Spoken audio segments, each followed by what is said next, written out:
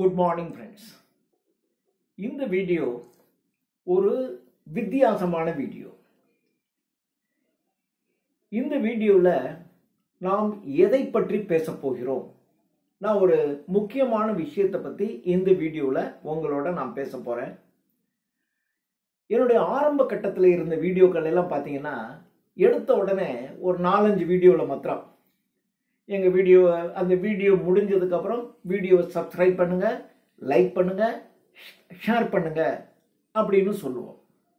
ஆரம்பிக்கும் போதே இந்த வீடியோவை நீங்கள் ஸ்கிப் பண்ணாமல் பாருங்கள் அப்படின்னு நான் சொல்லியிருப்பேன். ஆரம்பத்தில் ஒரு 4-5 வீடியோவில். ஏன் அப்படின்னா, மற்ற வீடியோவை பார்த்து அது அதனுடைய தாக்கம். வீடியோ ஸ்கிப் பண்ணாமல் பாருங்கள் ஆரம்பத்தில், கடைசியில் சப்ஸ்கிரைப் பண்ணுங்கள், லைக் பண்ணுங்கள், ஷேர் பண்ணுங்கள். அப்புறம் ஒரு 4-5 வீடியோ போட்டதுக்கப்புறம் எனக்கு ஒரு யோசனை வந்துச்சு. என்னடா இது, நம்ம போய் அப்படியே கெஞ்சிக்கிட்டு இருக்க மாதிரி இருக்கு. லைக் பண்ணுங்கள், அதை ஷேர் பண்ணுங்கள், சப்ஸ்கிரைப் பண்ணுங்கள். நம்ம சொல்கிறதுனால யாராவது லைக் பண்ணுவாங்களா? அவங்களுக்கு பிடிச்சா லைக் பண்ணுவாங்க. அவங்களுக்கு பிடிச்சிச்சு அப்படின்னா இந்த சேனலில் வர்றதெல்லாம் நம்ம பார்க்கணுன்னு அவங்க விரும்பினாங்கன்னா சப்ஸ்கிரைப் பண்ணுவாங்க. அவங்க ஃப்ரெண்ட்ஸு அல்லது அவங்களுக்கு வேணுங்கிற யாராவது இருந்து இல்லை இது நல்லா இருக்குது அப்படின்னா அவங்களுக்கு ஷேர் பண்ணி விடுவாங்க. அவங்க விரும்பினா தானே செய்வாங்க. நாம் கேட்குறதுனாலையோ நம்ம கெஞ்சுறதுனாலையோ ரிக்வெஸ்ட் பண்ணுறதுனாலையோ யாராவது செய்வாங்களா? என்னன்னா நம்ம ஒரு முட்டாள்தான், எல்லாரும் செய்கிறாங்க, நாமளும் ஏன் அப்படி செய்கிறோம் அப்படின்னு எனக்கு தோணி ஒரு 4-5 வீடியோக்கு அப்புறமெல்லாம் நான் இந்த வார்த்தையை நான் சொல்கிறதே இல்லை, நிறுத்திட்டேன். இது ஏன் இப்போ நான் சொல்கிறேன் அப்படின்னு சொன்னால், அப்போ அப்படி இருந்துச்சு. இப்போ நீங்கள் ஏதாவது ஒரு சர்வீஸ் பண்ணணும். ஏன் அதை நான் இப்போ சொன்னேன் அப்படின்னு சொன்னால்,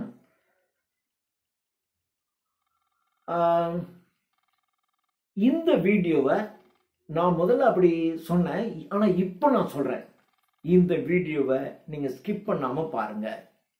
ஏன் நான் இந்த வீடியோவை ஸ்கிப் பண்ணாமல் பாருங்கன்னு நான் இந்த வீடியோ மட்டும் நான் சொல்கிறேன். மற்ற வீடியோலாம் இப்போ நீங்கள் லிட்ரேச்சரில் இருக்கிற வீடியோவில் நீங்கள் எல்லாத்தையும் ஸ்கிப் பண்ணி கூட பார்ப்பீங்க, எனக்கு தெரியும். ஏன்னா சில சமயங்கள் அப்படி தான் இருக்கும், ரொம்ப ரெப்படிஷன்ஸ் இருக்கும் சில சமயங்களில்.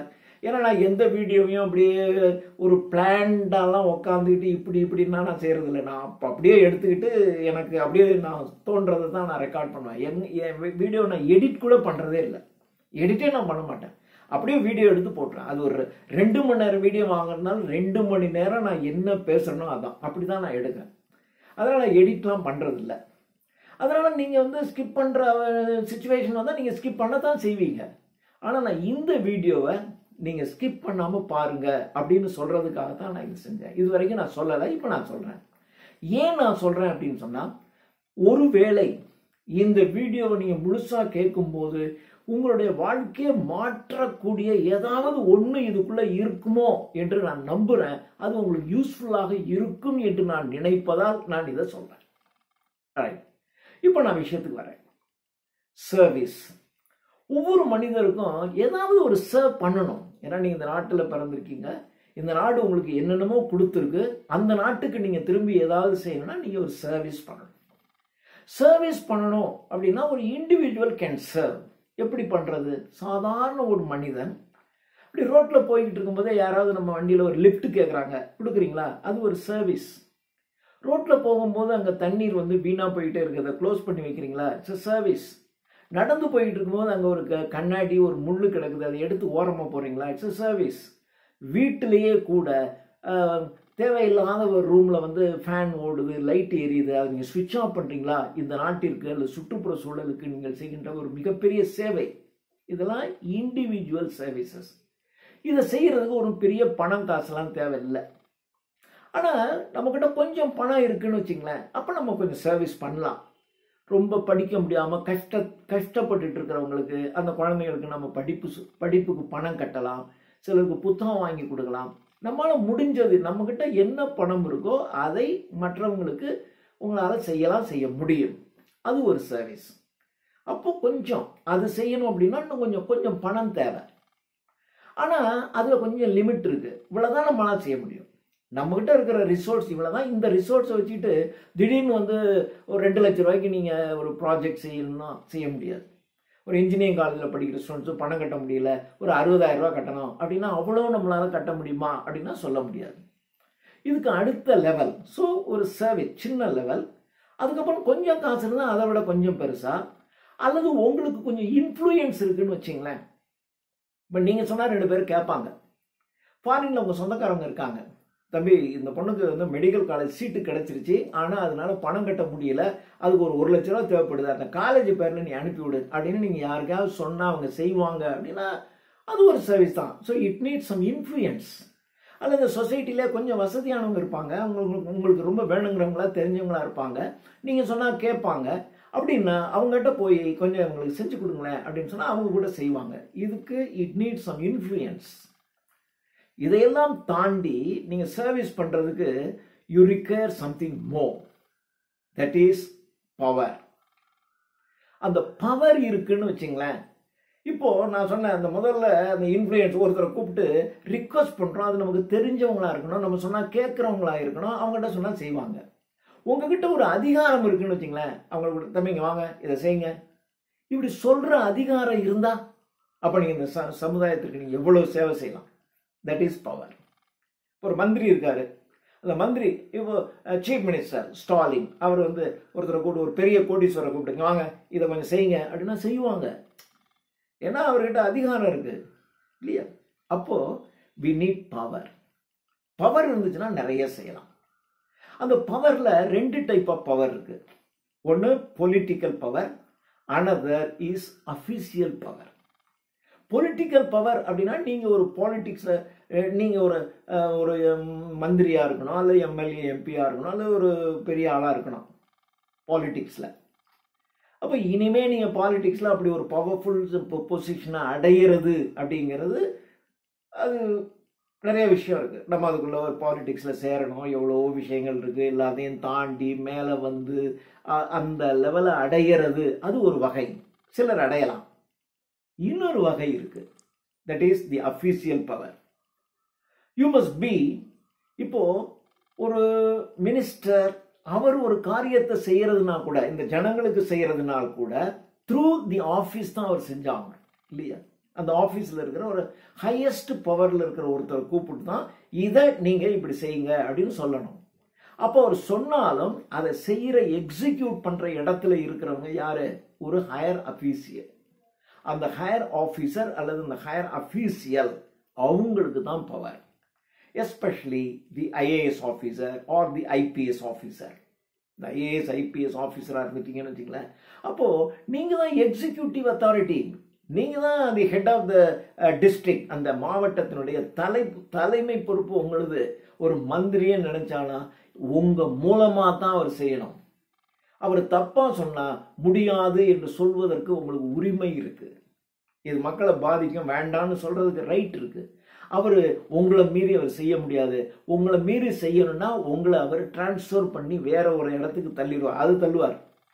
அது தள்ளிட்டு இன்னொருத்தரை கொண்டு வந்து வர்றாங்க, அவரும் இதே மாதிரி உங்களை மாதிரியே இருந்தா என்ன பண்ணுவார்? அப்போ தி ஐஏஎஸ் ஆர் தி ஐபிஎஸ் என்ற அந்த ஹையர் பவர் இருக்கு பாருங்க, தட் பவர், அந்த பவரை நாம அடையணும். எனக்கு நான் அடையிறது இல்லை, நான் அடையணும் இல்லை, எனக்கு ரொம்ப நாளாக ஒரு ஆசை இருந்துகிட்டே இருந்துச்சு. நாம் அடைய முடியாது. ஆனால் ஏன் நம்மால் ஒரு 100 ஐஏஎஸ் ஆஃபீஸர்ஸை உருவாக்க முடியாது? இது எனக்கு இந்த டிஆர்பி இந்த வீடியோ போட ஆரம்பிச்சு நீங்கெல்லாம் காட்டின ஒரு அபரிமிதமான ஒரு அன்பு நான் பார்த்துருக்கேன். நான் உங்களை லைக் பண்ணுங்கன்னு சொல்றது இல்லை, ஆனால் அவ்வளோ பேர் லைக் பண்ணிட்டீங்க. உங்கள் கமெண்ட்ஸ் பார்த்தீங்கன்னா நீங்கள் எல்லாமே சின்ன பிள்ளைங்க இல்லை, புரியாதவங்க இல்லை, ஒரு மச்சூர்ட் பர்சன்ஸ். அப்போது சில சமயங்களில் சிலருடைய கமெண்ட்டை நான் பார்க்கும்போது அந்த வீடியோவை பார்த்துட்டு அவங்க உள்ளம் எப்படி இருந்திருந்தா இவங்களால இந்த கமெண்ட், நான் அந்த கமெண்ட்டை பார்க்கும்போது நாட் தி வேர்ட்ஸ், அந்த வேர்ட்ஸை பார்க்கறது இல்லை, ஏன்னா நான் ஒரு லிட்ரேட், ஒரு இலக்கியம் படித்தவன் இல்லையா. அப்போது இதை எழுதும்போது அவங்களுடைய மனநிலை எப்படி இருந்திருக்கும், இந்த மாதிரி எழுதணும்னா அவங்களுடைய உள்ளம் எப்படி இருந்திருந்தா இது மாதிரியான வார்த்தைகள் வரும், இப்படியெல்லாம் செய்வாங்க அப்படின்னு நான் யோசிப்பேன். அது ஒரு ரொம்ப ஒரு எக்ஸைட்டட் ஸ்டேட்ல இருந்தால் தான் அந்த மாதிரியெல்லாம் கமெண்ட் தேங்க்யூன்னு போடுவாங்க. அது ஒரு ஓகே, நல்லா இருந்துச்சு, எனக்கு ரொம்ப பிடிச்சிருக்கு, தேங்க்யூ சார், இது மாதிரி கமெண்ட்ஸ்லாம் வரும். ஆனால் சில கமெண்ட்ஸ் பார்த்தீங்கன்னா அவங்க ஒரு எக்ஸைட் ஆகிருக்காங்க, அந்த எக்ஸைட்டட் மூடில் தான் அவங்களால அதை செய்ய முடியுது. எனக்கு அது நல்லா புரியும், எனக்கு ரொம்ப சந்தோஷமாக இருக்கும். சரி, இவ்வளோ எக்ஸைட் ஆகிருக்காங்க அப்படின்னு நான் நினைப்பேன். இப்போ நான் நினைப்பேன், இப்போ ஏன் நம்மளால ஒரு நல்ல ஒரு 100 ஐஏஎஸ் ஆஃபீஸர் நம்மளால ஏன் உருவாக்க முடியாது? ஒரு பிஜிடிஆர்பி இப்போ நிறைய பேர் போன பிஜிடிஆர்பி எக்ஸாமினேஷன் முடிஞ்ச உடனே நிறைய பேர் எனக்கு ஃபோன் பண்ணி நான் இவ்வளோ மார்க் வாங்கிட்டேன், எனக்கு நான் செலக்ட் ஆகிட்டேன், எனக்கு சர்டிஃபிகேட் வெரிஃபிகேஷன் வந்துருச்சு அப்படிங்கிற மாதிரி பிஜிடிஆர்பி யூஜிடிஆர்பிக்கெலாம் எனக்கு நிறைய பேர் ஃபோன் பண்ணி சொல்லியிருக்காங்க. அதெல்லாம் பார்க்கும்போது எனக்கு ரொம்ப சந்தோஷமாக இருந்துச்சு. அப்போ நான் நினைக்கிறேன், ஏன் நம்மளால் ஒரு பிஜிடிஆர்பியை உருவாக்குற ஏன் நம்மளால் ஒரு ஐஏஎஸை உருவாக்க முடியாது? ஒன்றும் இல்லை, ஒரு 100 ஐஏஎஸை உருவாக்கணும் என்ற டார்கெட்டை நம்ம ஏன் வச்சுக்க கூடாது என்று நான் மைண்டில் செட் பண்ணேன். இது ஒரு 6 மாசமாவே என் மனசுல ஓடிக்கிட்டே இருந்துச்சு. இப்போ கடைசியாக ஒரு 3 மாசத்துல இல்லை, இதை எக்ஸிக்யூட் பண்ணணும். அப்படி பண்ணலைன்னா என் உள்ளத்துக்குள்ள ஒரே கன்ஃபியூஷன், எப்படா இதை செய்யறது, எப்படி செய்யறது, என்ன மாதிரி செய்யறது என்ற சிந்தனை ஓடிக்கிட்டே இருந்துச்சு. இது ஒரு பக்கம் என் மனசுக்குள்ள ஓடிக்கிட்டே இருக்கும். அதாவது நம்ம என்ன காரியம் செஞ்சுக்கிட்டே இருந்தாலும், நம்ம வீடியோ எடுக்கிறோம், படிக்கிறோம், ஒரு வீடியோ பண்ணிக்கிட்டே இருக்கோம், இருந்தாலும் இது என் உள்ளத்துக்குள்ளே ஓடிக்கிட்டே இருந்துச்சு. ரைட், சரி, இப்போ நம்ம இதை செய்வோம். முதல்ல ஐஏஎஸ் சிலபஸ் எல்லாத்தையும் டவுன்லோட் பண்ணேன். ஐ ஸ்டடீட், சும்மா ரீட் பண்ணேன், அந்த சிலபஸை நான் ஸ்டடி பண்ணேன், டீப் ஸ்டடி பண்ணேன். இது ரிலேட்டடா என்னென்ன மாதிரிலாம் புக்ஸ் இருக்கு அப்படின்னு முதல்ல அந்த புக்ஸ் எல்லாம் வரவழைப்போம் என்று 30,000 rupees நான் வரவழைச்சேன். எல்லா புக்ஸும் என் கையில் இருக்கு. அதான் முதல்ல ஒரு செட் ஆஃப் புக்ஸ் வரவழைச்சிட்டேன். ஆனால் அதை பார்க்கும்போது இன்னும் கொஞ்சம் தேவை. எனக்கு லிட்ரேச்சர்னா அது ஒன்றும் பெரிய விஷயமே கிடையாது. என் கடப்புறமே லிட்ரேச்சர் புக்ஸ் தான். என் வீட்லேயே நான் ஒரு 10,000 புக்ஸுக்கு மேலே நான் வச்சுருக்கேன். எனக்கு லிட்ரேச்சருக்கு நான் எங்கேயும் போய் தேடணுங்கிற அவசியமே இல்லை. பட் இதுக்கு நம்ம நிறைய புக்ஸ், நமக்கு ரிசோர்ஸ் வேணும், நல்ல ரிசோர்ஸஸ் இருக்கணும். அப்படிங்கிறதுக்காக மறுபடியும் இதை நான் அதை வச்சு பார்க்கும்போது still we need more books அப்படின்னு எனக்கு தோணுச்சு. அப்புறம் மறுபடியும் நான் ஒரு புக் ஷாப் வச்சுருக்கேன், உங்களுக்கு நிறைய பேருக்கு தெரிஞ்சிருக்கும். அதனால எனக்கு வந்து ஒரு புக்கை வரவழைக்கிறதுங்கிறது எனக்கு ரொம்ப சுலபம். ஏன்னா எல்லா பப்ளிஷர்ஸும் என்னுடைய லிங்க்ல தான் இருப்பாங்க. அப்போ நான் இதை ஒவ்வொரு இதுலையும் எந்த புக்ஸ் வந்து ரொம்ப ஸ்டாண்டர்டாக இருக்குது அப்படிங்கிற மாதிரி மறுபடியும் ஒரு செட் ஆஃப் புக்ஸ் வரவழைச்சேன். ஸோ 30,000 புக்ஸ் நான் வரவழைச்சி அந்த புக்ஸையும் நல்லா ஸ்டடி பண்ணேன். ஸ்டடி பண்ணிட்டு நான் ஒரு வீடியோ போட்டேன். பாரத் ஐஏஎஸ் அகாடமி, இது Bharat English academy, Bharat English academy மாதிரி இது பாரத் அகாடமின்னு இருந்த பேரை அது பாரத் ஐஏஎஸ் அகாடமின்னு மாற்றும் போது இதை பாரத் இங்கிலீஷ் அகாடமின்னு நான் மாற்றினேன். பட் பாரத் அகாடமின்னு போட்டாலும் இந்த சேனல் வரும், பாரத் இங்கிலீஷ் அகாடமின்னு போட்டாலும் வரும். நான் அது பாரத் இங்கிலீஷ் அகாடமின்னு பேரை மாற்றிருங்க. அதை பாரத் ஐஏஎஸ் அகாடமி அப்படின்னு போட்டு ஒரு 2 மணி நேரம், வழக்கம் போல் நம்ம வீடியோ லென்த்தியாக தான் இருக்கும் இல்லையா, அதில் ஒரு மோட்டிவேஷனலாகவும் அந்த சிலபஸை த்ரெட் பேரா டிஸ்கஸ் பண்ணி என்ன ஏஜ் லிமிட்டு, தமிழ் மீடியம் எழுதலாமா, இங்கிலீஷ் மீடியம் எழுதலாமா, எப்படி படிக்கணும், என்ன செய்யணும், என்ன செய்யக்கூடாது என்ற விஷயங்கள் எல்லாம் போட்டு ஒரு வீடியோ போட்டேன். அதுக்கு ஒரு நல்ல ரெஸ்பான்ஸ் இருந்துச்சு. அதோட இல்லை, நான் அப்போ முடிவு பண்ணேன், வாரத்துக்கு ஒரு வீடியோ போடுறது அப்படின்னு முடிவு எடுத்தேன். அதுக்கப்புறம் நான் இந்த புக்ஸில் எனக்கு மறுபடியும் கொஞ்சம் பிரச்சனை வந்துச்சுன்னு சொன்னேன் இல்லையா, நான் இந்த வரதுக்கு முன்னாடி நான் போட்டேன் அந்த வீடியோவை. மறுபடியும் ஒரு செட் ஆஃப் புக்ஸ் எல்லாம் வரவழைச்சு இன்னும் நான் கொஞ்சம் என்னை எக்யூப் பண்ணிக்கிட்டு, இரண்டாவது இந்த ஐஏஎஸ்க்கு என்னென்ன புக்கெல்லாம் நம்ம ஃபாலோ பண்ண போகிறோம் அப்படிங்கிற விஷயத்துக்கு ஒரு வீடியோ ஒன்று போட்டேன். அதுக்கப்புறம் இந்தியன் பாலிட்டி முதல் வீடியோ, சரி பாலிட்டியிலேருந்து ஆரம்பிப்போம் அப்படின்னு இந்தியன் பாலிட்டி என்ற வீடியோவை, இந்தியன் பாலிட்டி அதில் ஃபஸ்ட்டு சிலபஸில் அண்டர் பின்னிங்னு இருக்கும், அந்த அண்டர் பின்னிங் அதை 2 வீடியோ போட்டால் தான் கரெக்டாக இருக்கும்னு ஒரு வீடியோ போட்டேன். 2வது வீடியோவும் ப்ரிப்பேர் பண்ணேன், ஆனால் அதை நான் போடலை. அதுக்கு முன்னாடி எனக்கு என்ன மைண்டில் வந்துருச்சுன்னு சொன்னால், இது போடுறது எனக்கு கஷ்டம் இல்லை, ஆனால் இதை எடுத்த உடனே இதை ஃபாலோ பண்ணுறவங்க கொஞ்சம் தடுமாறிடுவாங்களோன்னு எனக்கு தோணுச்சு. ஏன்னா அதை பார்க்குறவங்க எப்படி பண்ணணும் இல்லை, தடுமாறிடுவாங்களோன்னு தோணுச்சு. அதனால மறுபடியும் திங்க் பண்ணேன், இந்த NCERT புக்ஸ் அதுதான் இதனுடைய பேஸ். ஐஏஎஸ் சிலபஸ்னுடைய பேஸ் வந்து NCERT புக்ஸ்.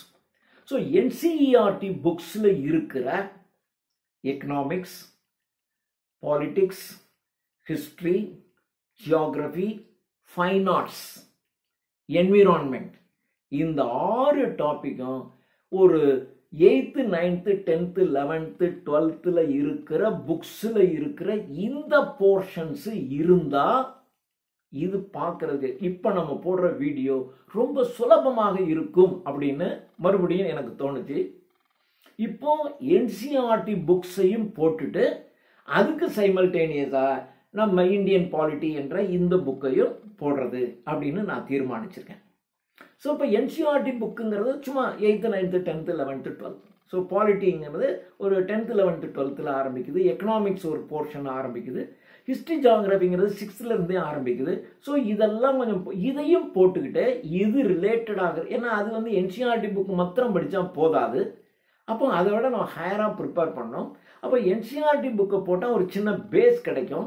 அந்த பேஸுக்கு மேலே நம்ம இந்த புக்ஸ்லேருந்து வீடியோ போட்டால் அது பார்க்குறவங்களுக்கு ரொம்ப ஈஸியாகவும் சுலபமாகவும் இருக்குது என்கின்ற ஒரு ஃபைனல் ஸ்டேஜுக்கு நான் வந்துட்டேன். இப்போ என்னுடைய எக்ஸிக்யூஷன் ஸ்டார்ட் ஆகிடுச்சு. நடுவில் ஒரு 2 மாதமாக நான் TRPக்கு நான் வீடியோவே போடலை. அந்த வீடியோ போடாததற்கு வேற ஒன்றும் பெரிய காரணமே கிடையாது. நான் ரொம்ப ஹெல்த்தியாக இருக்கேன், இன்னும் ரொம்ப வருஷம் நான் இருப்பேன், எனக்கு எதுவுமே இல்லை.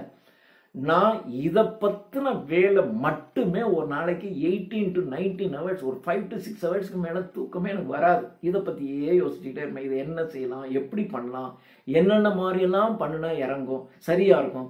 அதனால தான் ஒரு தடவை இறங்குவேன், அப்புறம் இல்லை இதை விட என்ன இப்படி பண்ணால் தானே பெஸ்ட்டாக இருக்கும் அப்படின்னு வந்துருச்சு. இப்போ நான் வந்து ஒரு தெளிவாக வந்துட்டேன். ஏற்கனவே நான் ஒரு 3 வீடியோ போட்டிருக்கேன், நீங்கள் பாருங்கள். இப்போ இதையே இப்போ உங்கள்கிட்ட பேசுகிறேன், இதையும் உங்கள்கிட்ட பேசுகிறேன் அப்படின்னா, என்னுடைய வீடியோவை யார் யாரும் பார்க்குறாங்கன்னு நான் பார்த்தேன். இது எங்களுக்கு வந்து இந்த யூடியூப்ல இருந்து எங்கள் இந்த கிரியேட்டர்ஸுக்கு மாத்திரம் ஒன்று கொடுத்துருப்பாங்க. அதுக்குள்ளே நாங்கள் போனோம்னா எந்த ஏஜ் குரூப்பில் எங்கள் வீடியோவை பார்க்குறாங்க, எந்தெந்த நாட்டில் பார்க்குறாங்க, எந்தெந்த ஊரில் பார்க்குறாங்க, இதெல்லாம் அதுக்குள்ளே எல்லா டீட்டெயிலும் எங்களுக்கு வரும். நான் என்னுடைய வீடியோ பார்த்தீங்கன்னா இந்தியாவில் 94 to 95% இந்தியாவில் என்னுடைய வீடியோ பார்ப்பாங்க, ஒரு 4% சிலோனில் பார்ப்பாங்க, ஒரு 1% ஃபாரின் கண்ட்ரீஸில் பார்ப்பாங்க. என்னுடைய வீடியோ 94%லேருந்து 95% வரைக்கும் இந்தியா, ஒரு 4% 3லேருந்து 4% சிலோன். சிலோனில் என்னுடைய வீடியோவை ஒரு நாளைக்கு 4000 பேருக்கு குறையாமல் என்னுடைய வீடியோ சிலோனில் பார்ப்பாங்க. இன்னொரு 1% பார்த்தீங்கன்னா அமெரிக்காவிலேருந்து ஒரு நாளைக்கு 10லேருந்து 15 பேர் ஸ்டேட்ஸில் பார்க்குறாங்க, இங்கிலாண்டில் பார்க்குறாங்க, பாகிஸ்தானில் பார்க்குறாங்க, கத்தார், ஓமன், சவுதி அரேபியா எல்லாம் பார்த்தீங்கன்னா ஒரு 15, 12, 8 இவ்வளோ பேர் பார்க்குறாங்க. எஸ்பெஷலி இந்த இஸ்லாமிக் கண்ட்ரீஸில் இருக்கவங்க என்னுடைய வீடியோ நிறைய பார்ப்பாங்க. நிறைய பேர் அப்படியே பார்ப்பாங்க. சிலர் வந்து இங்கிலீஷில் இது அந்த இங்கிலீஷில் கொடுத்து பார்க்குறாங்க. எல்லாமே வரும், எப்படி பார்க்குறாங்க, என்ன இதில் பார்க்குறாங்க, மொபைலில் பார்க்குறாங்களா, டிவியில் பார்க்குறாங்களா, எவ்வளோ டீட்டெயிலும் எங்களுக்கு வரும். இது எல்லாத்தையும் நான் பார்க்குறேன். இதில் எனக்கு பார்த்த ஒரு இன்ஃபர்மேஷன் தான், என்னுடைய வீடியோவை யார் பார்க்குறா, 70%, 69 to 70% வந்து ஃபீமேல், 30 to 31% மேல் இது பார்க்குறாங்க. இது ஒரு பெரிய பிரச்சனை இல்லை.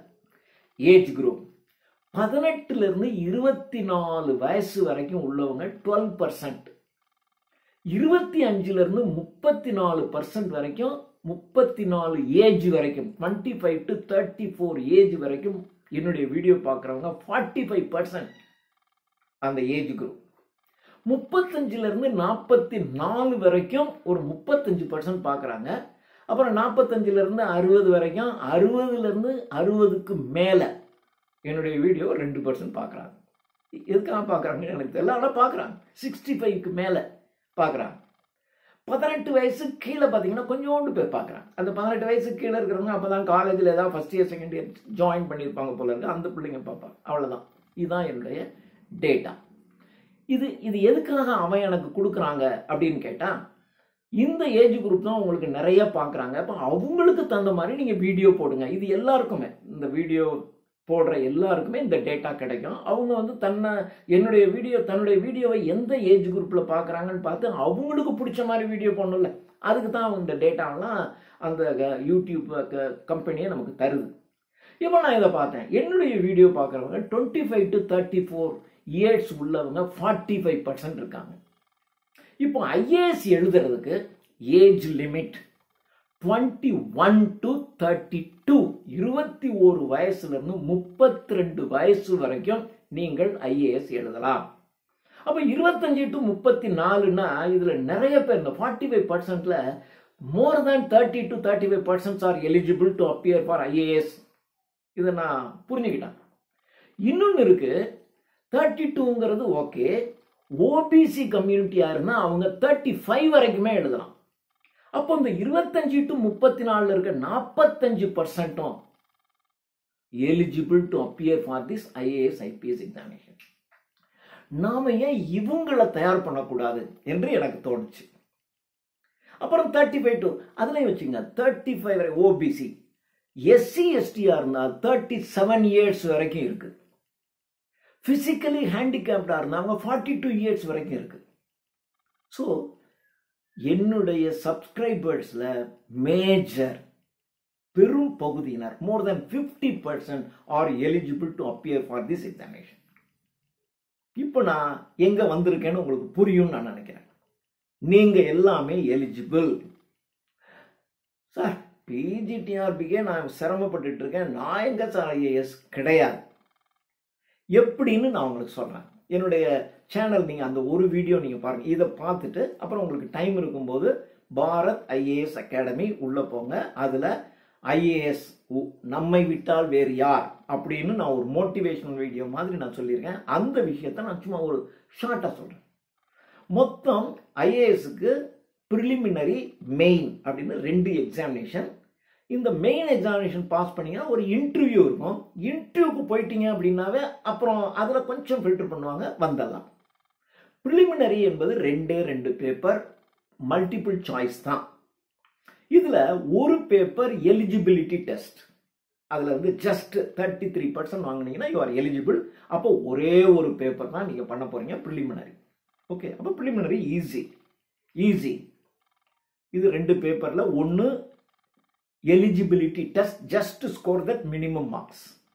அடுத்து ஒரு பேப்பர், அதில் ஓரளவு சக்ஸஸ் பண்ணிட்டீங்கன்னா நீங்கள் மெயின் எக்ஸாம் வந்துடுங்க. Main examination 9 paper. 9 பேப்பரா?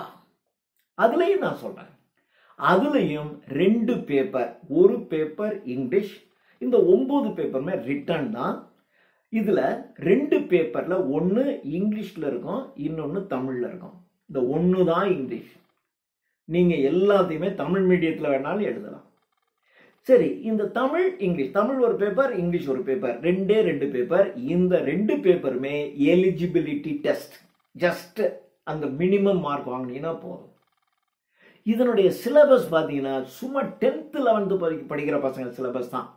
காம்ப்ரிஹென்ஷன் கொடுப்பான்.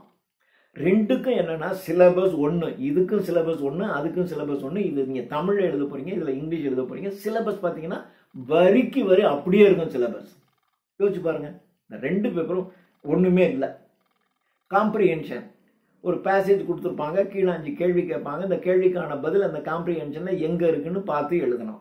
சில வேர்ட்ஸ் கொடுப்பாங்க, இந்த வேர்ட்ஸை வந்து உங்களுடைய யூசிங் சென்டென்சஸ் இதெல்லாம் பாருங்க. இது மாதிரி தான் சிலபஸ். இந்த சிலபஸை பார்த்தீங்கன்னா தெரியும், இதுதானடா அப்படின்னு.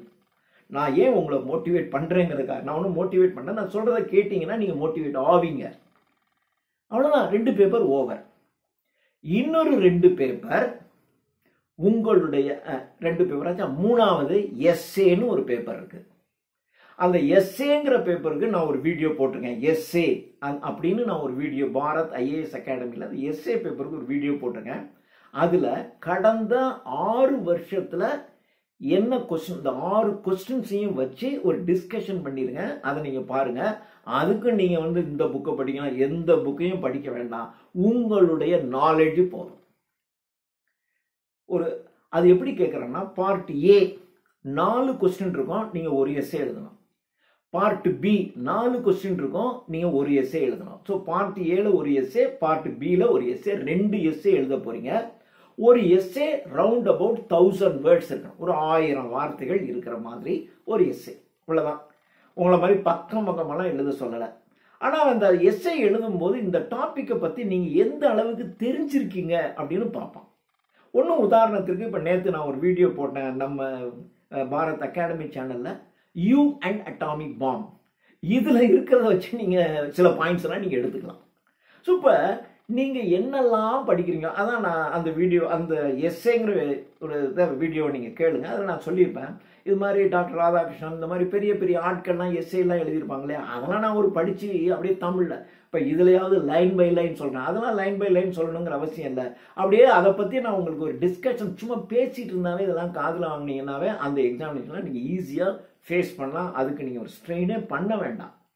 ஒரு சாதாரண மனுஷன், நிறைய என்விரான்மெண்ட் பேஸில் கொஸ்டின்ஸ் இருக்குது, நிறைய இருக்குது.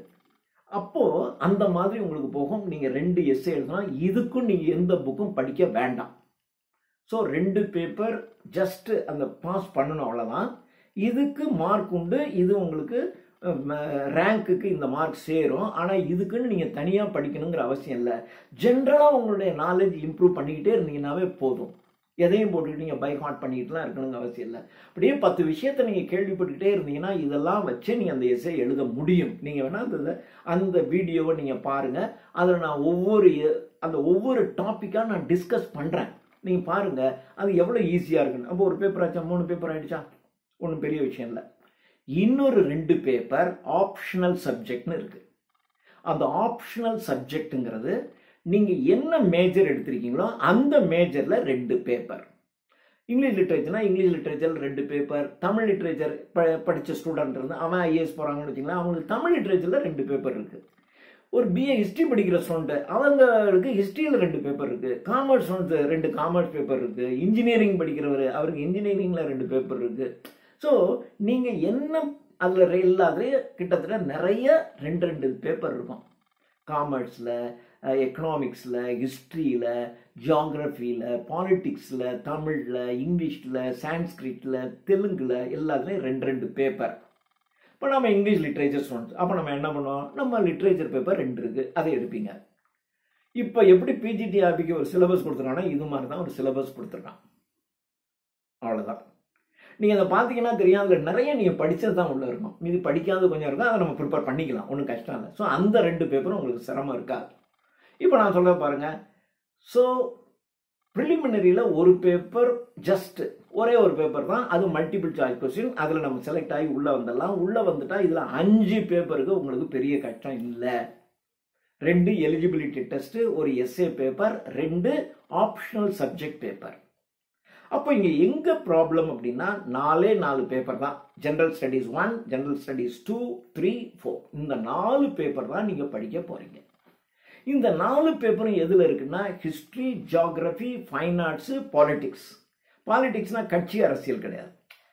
அப்போ இதுக்கு தான் நான் இருக்கேன். நான் உங்களுக்கு வீடியோ என்சிஆர்டி புக்ஸில் இருக்க வீடியோ போட்டுறேன். அதுக்கு சைமல்டேனியஸாக இந்த புக்ஸ் நமக்கு ஐஏஎஸ்க்குன்னு இருக்கக்கூடிய ஒரு ஸ்டாண்டர்ட் புக்ஸில் இருந்து நல்ல ஒரு நிறைய பாயிண்ட்ஸ் இருக்கிற மாதிரி இந்த வீடியோ போட்டுறேன். இதை வச்சுக்கிட்ட நிச்சயமாக நம்ம ஜெயிக்க முடியும். ஓகே, இதை முடிஞ்சிச்சுன்னா இன்டர்வியூ தான், செலக்ட் ஆவீங்க, நிச்சயமாக செய்ய முடியும். சார் எனக்கு ஏஜ் முடிஞ்சிருச்சு சார், ஒன்றும் பரவாயில்ல. நீங்கள் உங்களுடைய டாட்டர், உங்களுடைய சன் இப்போ தான் 10th 11th 12th அல்லது காலேஜில் படிக்கிற மாதிரி உங்களுடைய பிள்ளைங்க இருப்பாங்க, அவங்களுக்கு இதை படிக்க வைங்க. நிச்சயமாக அவங்க பண்ணுவாங்க. உங்கள் பிரதர்ஸ், சிஸ்டர்ஸ், உங்கள் ஃப்ரெண்ட்ஸ் இந்த ஏஜ் லிமிட்டுக்குள்ளே இருப்பாங்க, அவங்களுக்கு நீங்கள் சஜஸ்ட் பண்ணுங்க, நீ செய் அப்படின்னு சொல்லுங்க, அவங்க செய்வாங்க, ஜெயிப்பாங்க. உங்களுடைய ஃப்ரெண்டு ஒரு ஐஏஎஸ் ஆஃபீஸராக இருக்காரு, உங்கள் சன் அண்ட் டாட்டர் ஒரு ஐஏஎஸ் ஆஃபீஸராக இருக்காரு, உங்கள் கீழே இருக்கக்கூடிய யங்கர் பிரதர், யங்கர் சிஸ்டர் இவங்க யாரோ ஒரு ஐஏஎஸ் ஆஃபீஸராக இருப்பாங்க. உங்களுக்கு பெருமை இல்லையா? அதையும் தாண்டி நீங்கள் படிங்க. சார் எனக்கு ஏஜ் லிமிட் முடிஞ்சு போச்சு சார், படிங்க. உங்கள் சன் படிக்கிறார்ல, நீங்கள் படிங்க, நீங்கள் படிங்க. அப்போ உங்கள் சன் அண்ட் டாட்டர் படிக்கும் போதே நீங்களும் படிக்கிறீங்க. அப்போ உங்கள் சன் அண்ட் டாட்டருக்கு எங்கேயாவது இருந்தால் இது இப்படிப்பா நீங்கள் கைட் பண்ணலாம். உங்களுக்கு நீங்கள் வேணால் எக்ஸாமினேஷன் எழுத முடியாமல் இருக்கலாம், ஆனால் நம்மளும் பரீட்சைக்கு படிக்கணுங்கிற அவசியம் இல்லை. பட் அவங்களுக்கு நீங்கள் சப்போர்ட் பண்ணலாம். இன்னொன்று, அவங்க என்னதான் படித்தாலும் நீங்களும் அவங்களுக்கு ஈக்குவலாக படிச்சிருக்கீங்கன்னு வச்சிங்களேன், அந்த குழந்தைங்க உங்கள் மேலே வச்சிருக்கிற ரெஸ்பெக்ட் இருக்கு பாருங்க, பல மடங்கு அதிகமாகும். இன்னொன்று, ஒரு ஐஏஎஸ் படித்தவனுக்கு உரிய நாலேஜ் உங்களுக்கு இருக்குன்னு வச்சுங்க, அப்போ நமக்கு ஒரு திமிர் வரும் பாருங்க. அந்த திமிர் வந்து நீங்கள் வல்கர், அந்த திமிருங்கிற வேர்டு வேணால் வல்கராக இருக்கலாம். அப்போது நீங்கள் எங்கேயும் பேசும்போதே ஒரு அத்தாரிட்டேட்டிவாக இருக்கும். உங்கள் மனசுக்குள்ளேயே you feel high, you feel elevated, அப்படி ஒரு உணர்வு உங்களுக்கு வரும், நிச்சயமாக வரும். அதனால நான் சொல்கிறேன், சப்ஸ்கிரைப் பண்ணுங்க. பாரத் ஐஏஎஸ் அகாடமி அப்படின்னு இருக்கும், சப்ஸ்கிரைப் பண்ணுங்க. நான் பண்ணக்கூடாதுன்னு நான் இது வரைக்கும் கேட்டதில்லை, நான் சும்மா கேட்குறேன். நீங்கள் சப்ஸ்கிரைப் பண்ணுங்க. உங்கள் ஃப்ரெண்ட்ஸ் இந்த ஏஜில் இருந்து அவங்களுக்கு இன்ட்ரெஸ்டாக இருந்துச்சுன்னா, இல்லைனாலும் இதை பார்த்து இன்ட்ரெஸ்ட் வரவழைச்சிக்கன்னு சொல்லுங்கள். என்னுடைய மோட்டோ அதிலே நான் சொல்லியிருப்பேன், என்னுடைய மோட்டோ டார்கெட் 100 ஐஏஎஸ், 100 ஐஏஎஸ் என் குறிக்கோள். என்னுடைய வாழ்க்கையில் 100 ஐஏஎஸ் ஆஃபீஸரை உருவாக்கிட்டு தான் சாகிறதுன்னு நான் முடிவெடுக்கிறேன். நான் சாகிறத இறைவன் முடிவெடுக்கிறது, அவர் தான் எடுக்கிறாரு. சொல்கிறேன், ஒரு 100 ஐஏஎஸை நான் உருவாக்கணும்னு நான் முடிவெடுத்திருக்கேன். நீங்கள் ஒரு நோபல் காசுக்கு நீங்கள் டிசைட் பண்ணீங்கன்னா காட் வில் ஹெல்ப் யூ. அதனால் நான் நிச்சயமாக நிறைவேற்றுவேன் உங்களுடைய சப்போர்ட்டோட. அடுத்து, சார் என்ன சார் நீங்கள் இந்த பக்கம் போக ஆரம்பிச்சிட்டீங்க, அப்போ எங்களுடைய பிஜிடிஆர்பிக்கான சிலபஸ் நிச்சயமாக முடிப்பேன். இப்போ நான் தெளிவாக இருக்கேன். இப்போ நான் 2 நாளாக நான் வீடியோ போட ஆரம்பிச்சிட்டேன், நீங்கள் பார்த்துருப்பீங்க. உங்களுக்கு உரிய வீடியோஸ்லாம் நான் கிடுகிடுன்னு போடுவேன். எனக்கு இங்கிலீஷ் லிட்ரேச்சரில் வீடியோ போடுறது ஒரு பெரிய கஷ்டமே கிடையாது. சில சமயங்களில் இது ஒரு மாதிரி இந்த நிறைய வெளிச்சத்துக்கு நடுவில் உட்காந்துக்கிட்டு அது ஒரு மாதிரி ஐ ஃபீல் இட் சில சமயங்களில் ஒரு இன்கன்வீனியண்ட்டாக இருக்கும். ஆனால் எனக்கு ஒரு வேகம் வந்துச்சுன்னு வச்சிங்கன்னா, ஒரே நாளில் நான் 2-3 வீடியோ எடுத்துருவேன். டக்குன்னு உட்காந்து ஒரு 2 மணி நேரம் எடுத்துருவேன். ஒரு வீடியோலாம் 1.5 மணி நேரம், 1.25 மணி நேரம், 2 மணி நேரம் நான் அசராமல் எடுப்பேன். ஐ ஒன்ட் கெட் டயர்ட், எனக்கு டயர்டாகவே ஆகாது. அதனால் நான் பிஜிடிஆர்பி டெஃபினட்டாக நான் சிலபஸ் முடிப்பேன். நான் ஏற்கனவே பிஜிடிஆர்பி ஸ்டூடெண்ட்ஸுக்கு நான் சொல்லியிருக்கேன், அவங்களுக்கு அந்த எஜுகேஷன் சைக்காலஜி சிலபஸ் இருக்குது. அதில் 30 மார்க்கில் 20 மார்க் அதில் வாங்கிட்டீங்கன்னா 110 மார்க் இங்கிலீஷ் லிட்ரேச்சரில். இதில் நீங்கள் மார்க் வாங்கினீங்கன்னா டெஃபினட்டாக நம்ம ஒரு ஸ்கூலுக்குள்ளே நுழைஞ்சிடலாம். ஸ்கூலுக்குள்ளே நுழைஞ்சாலும் ஒரு ஸ்கூலில் நீங்கள் 1 வருஷம் 2 வருஷம் வேலை பார்த்துட்டு நீங்கள் ஐஏஎஸ் செலக்ட் ஆகி நீங்கள் போய் பாருங்கள், உங்கள்கிட்ட படித்த ஸ்டூடெண்ட்ஸ் எல்லாம் சொல்லுவாங்க, எங்கள் வாத்தியார் அங்கே கலெக்டராக இருக்காரு சொல்லுவானா இல்லையா? எவ்வளோ பெரிய பெருமை இருக்கும். அந்த ஸ்கூலே உங்களை கொண்டாடும். நீங்கள் கலெக்டர் ஆகிட்டு அந்த ஸ்கூலுக்கு நீங்கள் ஒருக்க வருவீங்கன்னு வச்சுங்க, சினிமா மாதிரி இல்லை, நடக்கும். சரிங்க, ஜெயிப்பீங்க. தேங்க்யூ.